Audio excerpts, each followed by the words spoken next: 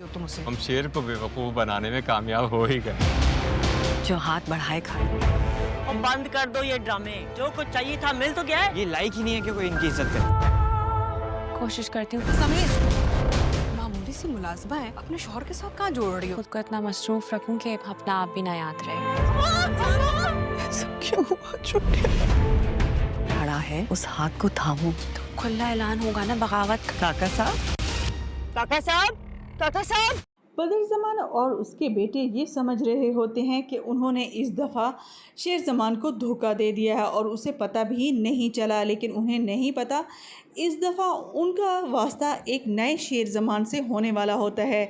ये वो पिछला शेर ज़मान नहीं जो उनके बहकावे में आकर कुछ भी कर जाता था, लेकिन अब एक मुख्तलिफ शेर ज़मान है। उसी शेर ज़मान ने खुद ही फेक कंपनी बनाकर उनका पैसा उन्हीं से इन्वेस्ट करवाया ताकि वो अपने बाप की खोई हुई जायदाद को वापस हासिल कर सके और उन्हें पता भी ना चले।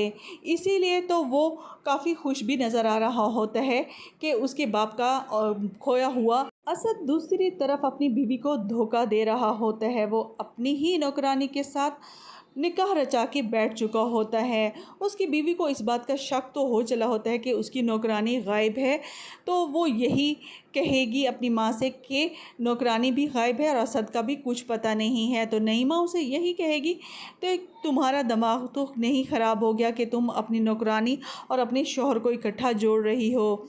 दूसरी तरफ काका साहब भी शाहताज को समझाते समझाते थक चुके होते हैं और उनकी तबीयत भी काफ़ी नासाज होती है, लेकिन शाहताज को तो इस बात की परवाह ही नहीं होती। वो समीर पर ताने तशने कस रही होती है। समीर उसे कुछ बात सुनाने की कोशिश करता है कि तुम अपनी आदतों से बाज नहीं आओगी, तो समरा उसे ही डांट देती है, लेकिन काका साहब अपनी जान की